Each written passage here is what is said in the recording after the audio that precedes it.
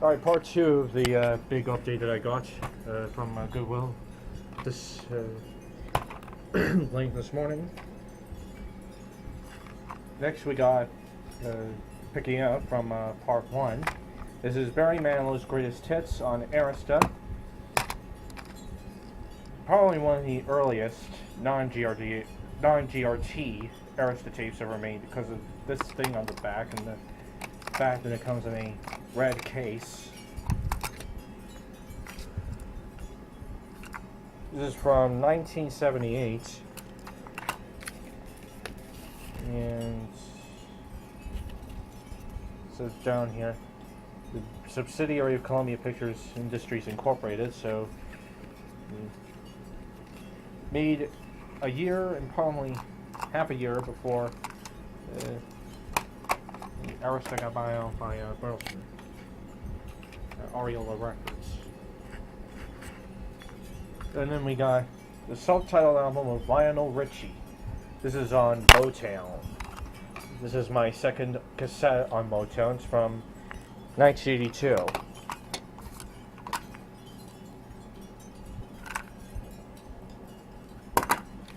And there's his name on there.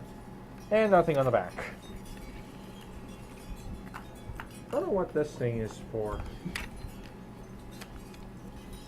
I have no idea. Then we got Imagine by Roger Whittaker from 1978, also on RCA. And it's yellowed, the shell. It's yellowed a bit. I think this is a later printing. The original shell would have had RCA in red. This one has it in black. It does have some production credits in there.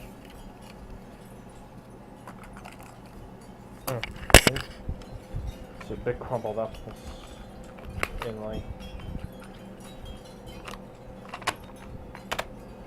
And finally, Remind Me a Redneck Gift, Jeff Foxworthy. This is a 1995 release on Warner Brothers Records. Also a black cassette. I also have a BMG Direct Marketing copy. And it has a big fold-out sheet with some credits and a listing of his other albums. Oh, it's from 1993. Okay. I thought it was from 95. No, 93. It's the correct one.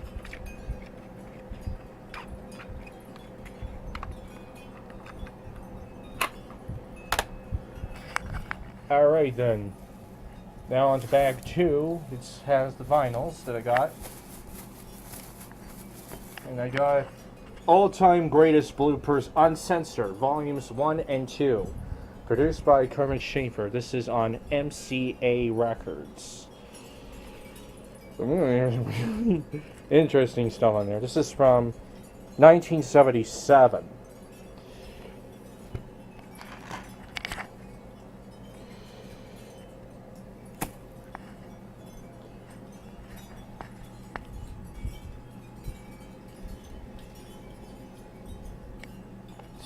Long list of bloopers there. Oh, let's swell time with this one. Unbanded album. And this has the original purple or rainbow label from 1973 on there. This came from MCA. Probably Gloversville plan. I don't know. They had a couple of plastic. They pressed their own discs. MCA.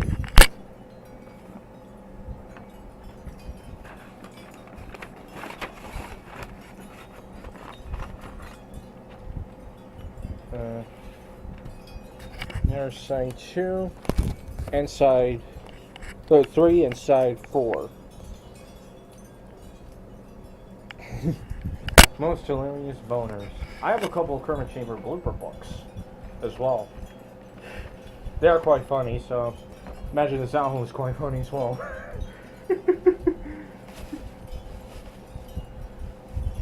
Only the funniest MCA album I ever owned. There's various labels. Then we got the Mexicali Singers. which is a self-titled album by them.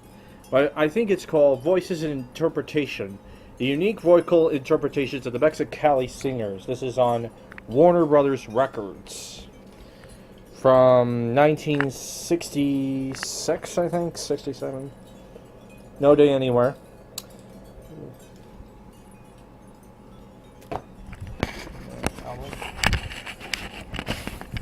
Comes in a reprise sleeve, which is quite weird because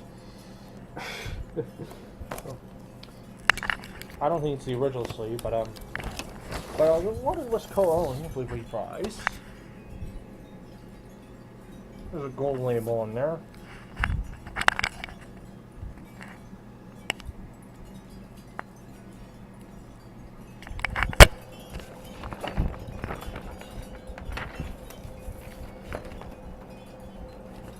Probably hearing the wonderful world of Facebook on there in the background.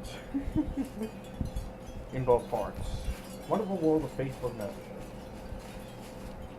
Which I probably might get that to at some point.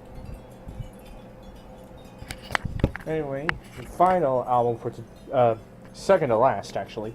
This is It's a Man's World by Ed Ames on RCA Victor. It's in the original shrink wrap. Or at least part of it, anyway.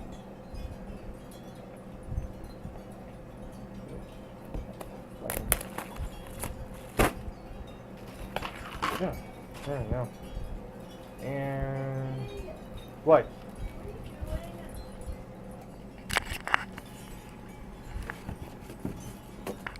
Comes in the original record sleeve.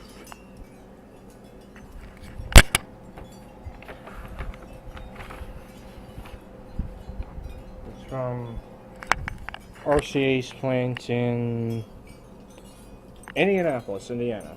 There you go. That's an I there. RCA had 3 pressing plants, which can be identified through the letters in the dead wax. R stood for Rockaway, New Jersey. H stood for Hollywood. I stood for Indianapolis.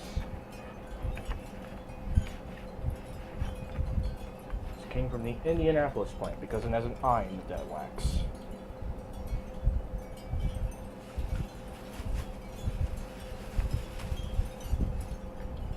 Alright, the final album is Shaun Cassidy, Born Late. Now, this is on Warner Brothers Records. It's from Curb Records as well. Warner Curb. He was a big teen idol, I think, in the late 70s.